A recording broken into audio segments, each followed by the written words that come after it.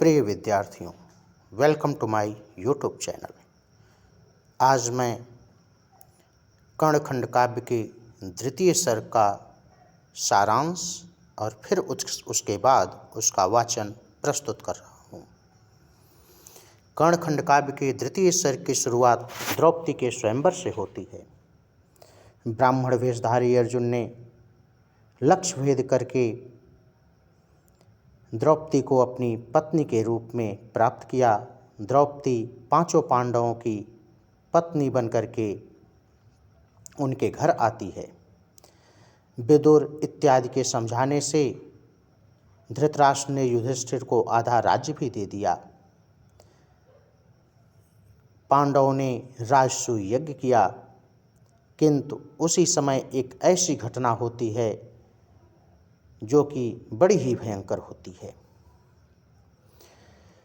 युधिष्ठिर के राजसभा भवन में मैदानों द्वारा बनाया गया ऐसा दरबार था जहाँ पे जल सूखी जमीन के समान दिखता था और जहाँ सूखा जमीन थी वह जल के समान दिखती थी।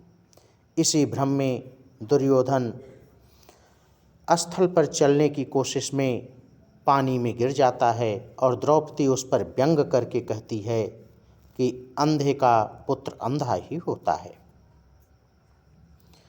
इस बात से दुर्योधन के मन में बड़ा क्षोभ उत्पन्न होता है। उसने अपने मामा शकुनी को कपटद्यूत की मंत्रणा की और राजा से आज्ञा लेकर युधिष्ठिर को द्यूत के लिए आमंत्रित किया। यह कपटद्यूत तो था ही, फलस्वरूप युधिष्ठिर उसमें अपना राज्य, अपने भाइयों तथा स्वयं को और उसके पश्चात द्रौपदी को भी हार जाते हैं। दुर्योधन की आज्ञा से दुशासन द्रौपदी को केश पकड़कर खींचता हुआ उस राजभवन में उपस्थित करता है। वहाँ पर कर्ण के प्रतिशोध का पूर्ण अवसर भी मिलता है।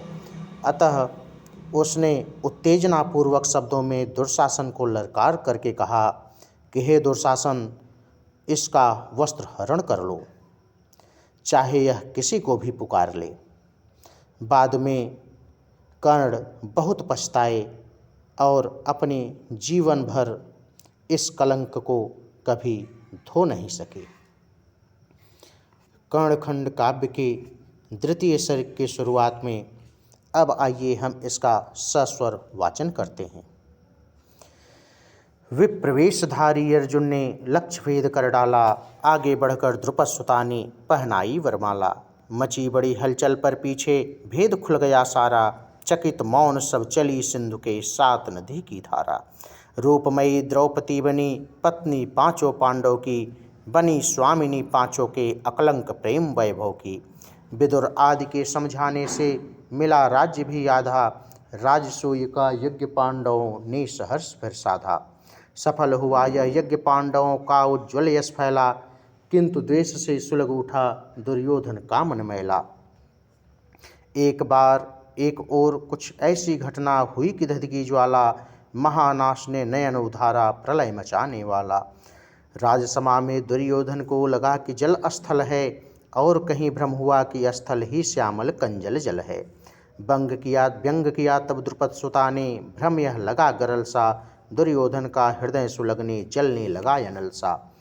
क्रुद्ध सर्प सा अपने विष की ज्वाला में मदमाता, लौट राजधानी में आया व्याकुल ओठ चबाता।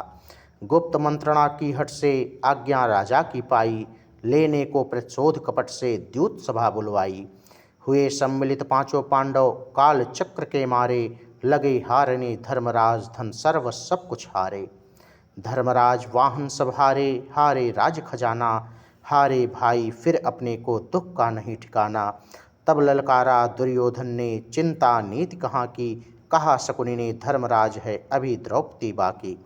धर्मराज ने कहा दांव पर द्रुपद सुता अब जाती, किया शकुनी ने अट्टहास फिर जीत हमारी आती।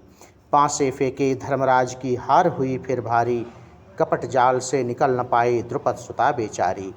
दुर्योधन ने आज्ञा दी दुशासन जल्दी जाओ, पांचाली को जिस प्रकार हो सभा भवन में लाओ।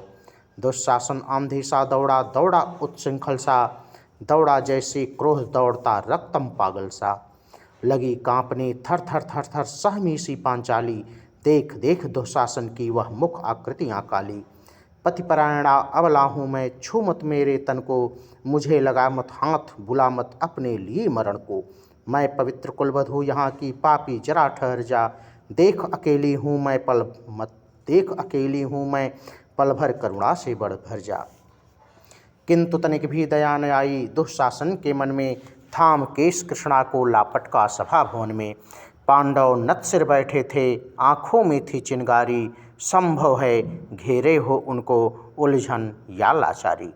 कृष्णा की आँखों से अविरल बहती थी जलधारा, सहमी हुई मृगी सी उसने चारों ओर निहारा। फिर बोली, हे पूज्य गुरुजनों, एक प्रश्न है मेरा, इतने रवि के रहते कैसे आया अनया अंधेरा। तनिक विचारें धर्मराज ने लाई नीति कहाँ की, अपने को ही हार गए अधिकार कौन फिर बाकी। शेष न जब अधिकार मुझे कैसे हारे वे बोले, लाज लुट रही कुल ललना की आप भेद सब खोलें। दुर्योधन के सभा भवन में कौन वीर जो बोले, किसमें इतना साहस था जो निर्भय हो मुँह खोले। देख मौन का आधिपत्य गर्जा विकर्ण मनमाता, जैसे चीर सिंधु की छाती महाज्वार उठाता। पांचाली का प्रश्न खड़ा है एक चुनौती बनकर, किंतु दे रहे नहीं सभासद गुरुजन कोई उत्तर। दूत दाव पर धर्मराज का पांचाली को रखना, कैसे उचित पूछता है कृष्णा का करुण विलखना। मेरे मत से धर्मराज का यह अधर्म था भारी, जिसके कारण अपमानित हो रही आज कुलनाली। कृष्णाहारी वस्तु नहीं है और न है वह दासी, सभासदों मत पाप करो मत बनो नरक के वासी। उत्तेजित हो उठे कर्ण फिर क्रूर स्वरों में बोले, चुप विकर्ण तिस्विसु है, मत फंस इन प्रगूढ़ लहरों में। तू क्या जाने सभा भवन की नीति धर्म की बातें, तू क्या जाने राजनीति की घात और प्रतिघातें। विबुध सभासद दुर्योधन के नहीं नरक के वासी, पांडव दास हुए तो कहता न्याय की कृष्णादासी। कुल्ललना का नाम न ले, द्रौपदी नहीं कुल्ललना, पति हो जिसके पांच उसे कहते प्रवंचना छलना। दास आज पांडव कुरुकुल के और द्रौपदी दासी, यही न्याय अन्याय कौन कहता है सत्यानाशी। दुशासन मत ठहर वस्त्र हरणे कृष्णा के सारे, वह पुकार ले रो रो कर चाहे वह जिसे पुकारे।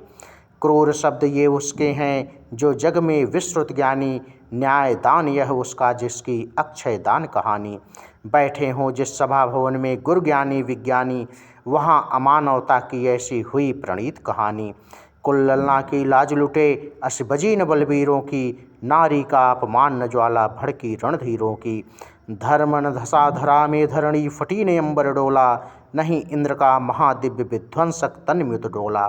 कर्ण तुम्हारे जीवन की यह काली काली रेखा, मिटी न तुमने किए यत्न धोने का युग ने देखा। जब जब कृष्णा के आंसू की तुम्हें याद आती थी, कोई आग तुम्हारे मन में प्राणों को तड़पाती थी। सत्य कि तुम थे कर्मवीर बलवीर धर्मधारी भी, दानी और महादानी पर महाअहंकारी भी। इसी के साथ कर्णखंड काव्य का यह द्वितीय सर्ग समाप्त होता है। धन्यवाद।